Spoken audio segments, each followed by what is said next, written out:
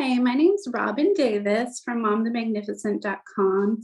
Thank you so much for taking the time to chat with us today.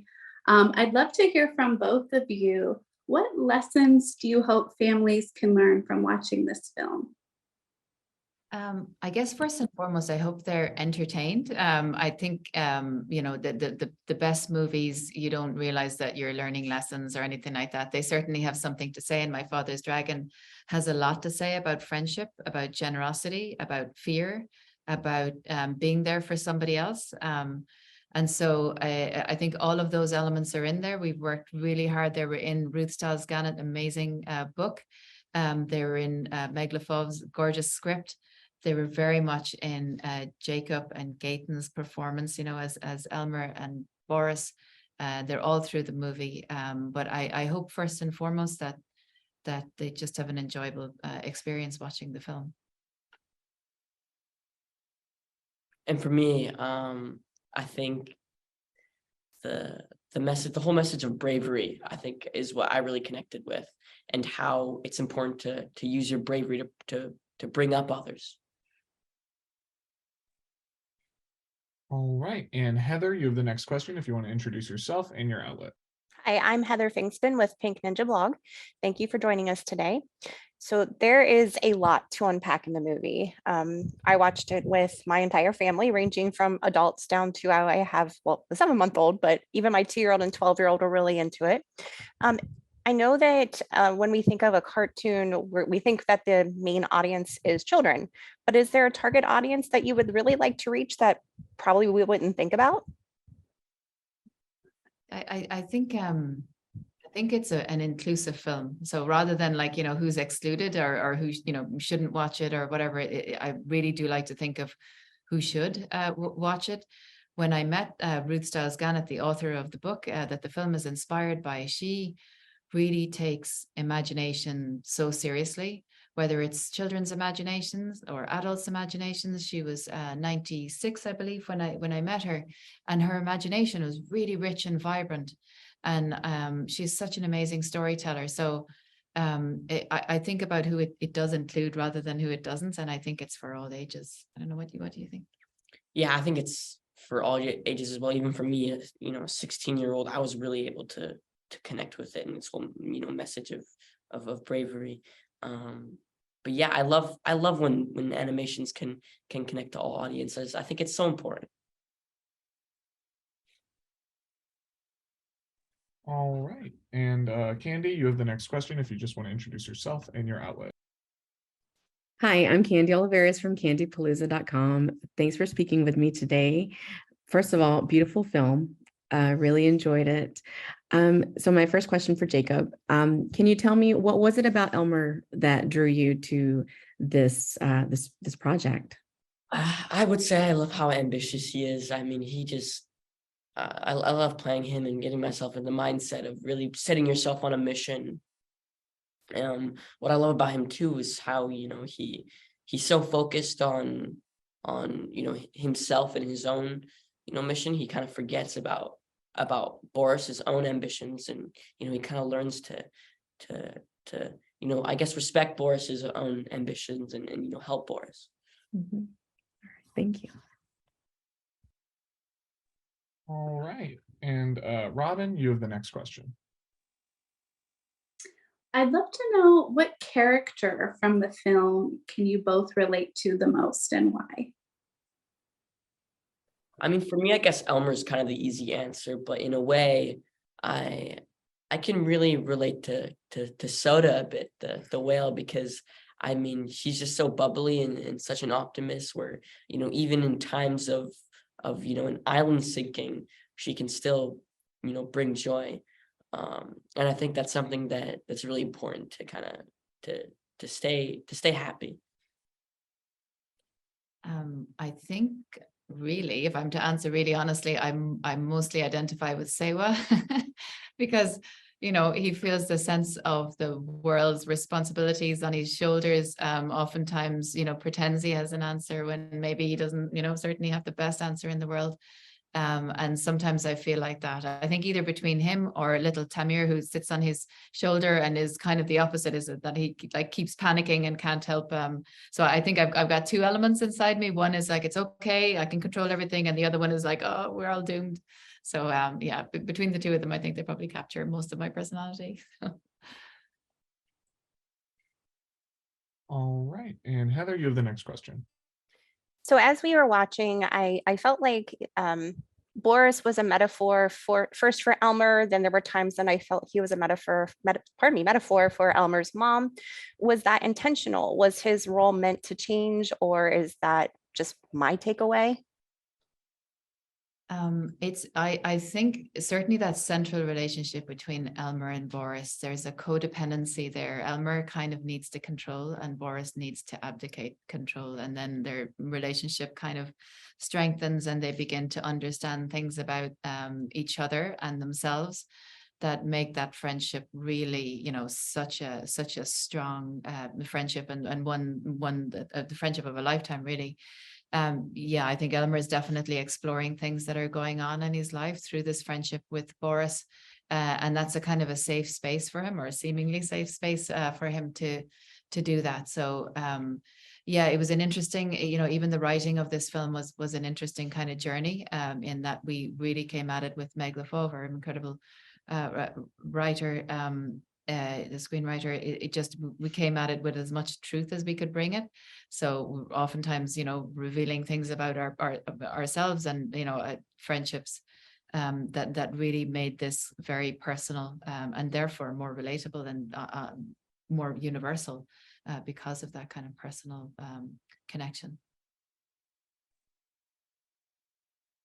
All right, and we have Cammie joining us, so we'll bring her in and then she'll have the next question. Hi, Cammie. We're already rolling. If you just want to introduce your outlet, you're good to ask the next question. Okay. Are you ready for me now? Yes, you're good to go. Okay, perfect. Hi, Jacob and Nora. I'm Cammie from the mamadiaries.com. It's so great to be here. I don't know if I'm going to ask anything that's already been asked, so I apologize. However, Jacob, you have had such an amazing career at such a young age already. You've had some great roles. I would love to know what attracted you to the role of Elmer and why you wanted to be part of My Father's Dragon. I would say I love how the thing about My Father's Dragon is that even when watching it, even when reading the script, there's never a moment where you can really leave to grab popcorn or anything like that. What I love about this movie is that there's so much that's happening and it's so chaotic, but in the best way, where you really I was so glued to it. And I think even for my age, sometimes it's hard to find that in animation. But for all ages, I think that we can all connect to it and connect to the messages that Elmer and Boris share. Thank you. All right, and Candy, you have the next question. So Nora, tell us a little bit about the animation. It's absolutely beautiful, and to see the story come to life. Were there any kind of things that you ran into when working with, since it was already a book? Yeah, absolutely. Yeah. So we very much took inspiration from the book, which was first published in 1948 and contained these absolutely gorgeous illustrations by Ruth Stiles Gannett, mother-in-law, or stepmother, I think, Ruth Chrisman Gannett. And so these are just really beautiful. The patterns were gorgeous. It really described the world of Wild Island in particular really beautifully. But we also took a huge inspiration from the imaginations of children. So I have two boys. I asked them to draw characters from the film. Rosa Ballester Cabo, who is a production designer, also asked her daughter to draw from the film, and her daughter drew this like bubble of a whale, and then our head story, her daughter drew like a tiger with a huge head. And so our minds were kind of blown by the imagination of children, and understanding how Ruth, when she wrote the book, took children's imagination so seriously. We did that too with the design work for the film. And so while we wanted it to be very immersive and for audiences to almost forget they're watching a film for a while, We also just wanted to really celebrate the imagination of children. So a tree doesn't need to look like a tree. It can be a giant mushroom or a giant, dandelion or something like that. Grass doesn't need to be green. The ground doesn't need to be brown. And so that's the way that we approached everything in the film, just to make it as playful as possible. I love it. It's beautiful. Thank you. All right. And Robin, you have the next question. Jacob, could you share with us what the recording process was like and maybe how you got into character each time? The recording process was awesome because what was so different about this one is that I was able to actually, work with Gaten, and working with Gaten, I was really able to develop my character quite easily. And I think it was really easy to tap into Elmer every time. We were in the recording booth at that point. Just by being with Gaten and Nora and just talking, and then just like taking a breath and then just jumping right into the scene. I think it was really nice. All right. And Heather, you have the next question.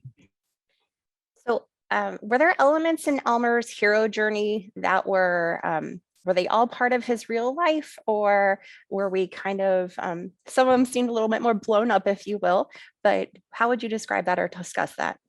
That's a really interesting question. And I really do think that's up to the audience to kind of believe what they want to believe. Early on in the process, when we were writing the script and, thinking about who we would get to voice the characters and that, my kids were just walking in the park, and I was kind of sneaking up behind them. They were walking with a group of friends, and it would just amaze me how they would slip in and out of each other's imaginations. So one of the guys said, "Oh, be careful there's a black hole." So everybody avoided the black hole, as they were, including myself. We've been walking behind them, and so it just in as much as they believe everything that's going on for them, and how I slip in and out of my imagination several times an hour, I think that the space of film and storytelling is very special. So it's absolutely up to the audience as to what they believe in terms of Elmer's journey. Great question. All right. And Cammie, you have the next question. Nora, so you have this amazing cast of voice actors. What was the casting process like? Because you were able to secure some really, really great names.